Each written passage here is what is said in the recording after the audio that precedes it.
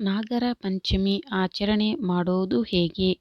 ಸಮಯ, ಮುಹೂರ್ತ ಮತ್ತು ಮಹತ್ವದ ಬಗ್ಗೆ ತಿಳಿಯೋಣ. ಹಾಗೂ ನಾಗರ ಪಂಚಮಿಯನ್ನು ಯಾಕೆ ಆಚರಿಸುತ್ತಾರೆ ಗೊತ್ತೇ? ಶ್ರಾವಣ ಮಾಸದ 5ನೇ ದಿನದಂದು ನಾಗ ಪಂಚಮಿಯನ್ನು ಆಚರಿಸಲಾಗುತ್ತದೆ. ಈ ದಿನದಂದು ಸರ್ಪಗಳನ್ನು ಪೂಜಿಸುವುದರಿಂದ ಕಾಳಸರ್ಪ ದೋಷ ನಿವಾರಣೆ ಮತ್ತು ಹಾವು ಕಡಿತದಿಂದ ರಕ್ಷಣೆ ಸಿಗುತ್ತದೆ ಎಂದು ನಂಬಲಾಗಿದೆ. ಈ ವರ್ಷ ನಾಗ ಪಂಚಮಿ ಆಗಸ್ಟ್ 9, 2024ರಂದು ಬಂದಿದೆ.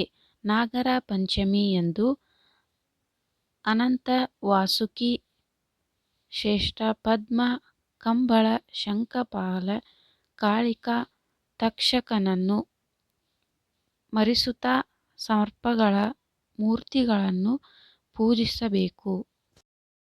ಶ್ರಾವಣದ 5ನೇ ದಿನ ಆಗಸ್ಟ್ 9ರಂದು ಬೆಳಗ್ಗೆ 12:36ಕ್ಕೆ ನಾಗರ ಪಂಚಮಿಯ ಶುಭ ಮುಹೂರ್ತ ಪ್ರಾರಂಭವಾಗಿ ಆಗಸ್ಟ್ 10 ಬೆಳಗ್ಗೆ 3:14ಕ್ಕೆ ಕೊನೆಗೊಳ್ಳುತ್ತದೆ.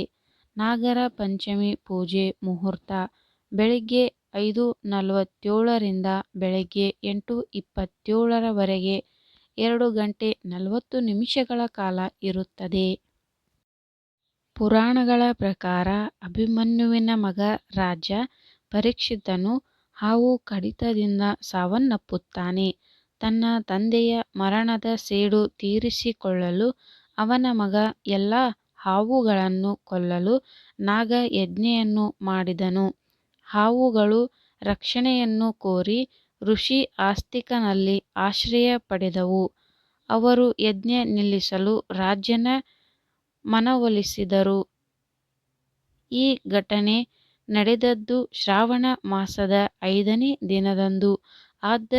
ಅಂದಿನಿಂದ ಆಸ್ತಿಕ ಋಷಿಯಿಂದ ಸರ್ಪಗಳ ರಕ್ಷಣೆಯ ನೆನಪಿಗಾಗಿ ನಾಗರ ಪಂಚಮಿಯನ್ನು ಆಚರಿಸಲಾಗುತ್ತದೆ. ನಾಗರ ಪಂಚಮಿ ಎಂದು ಹಿಂದೂಗಳು ನಾಗದೇವತೆಯನ್ನು ಪೂಜಿಸುತ್ತಾರೆ ಮತ್ತು ಹಾಲನ್ನು ಅರ್ಪಿಸುತ್ತಾರೆ. ಸರ್ಪಗಳನ್ನು ಪೂಜಿಸುವುದು ಅವರಿಗೆ ಕೃತಜ್ಞತೆಯನ್ನು ವ್ಯಕ್ತಪಡಿಸುವ ಮಾರ್ಗವಾಗಿದೆ. ಈ ದಿನ ನಾಗದೇವತೆಗೆ ಮತ್ತು ಶಿವನನ್ನು ಪೂಜಿಸಲಾಗುತ್ತದೆ.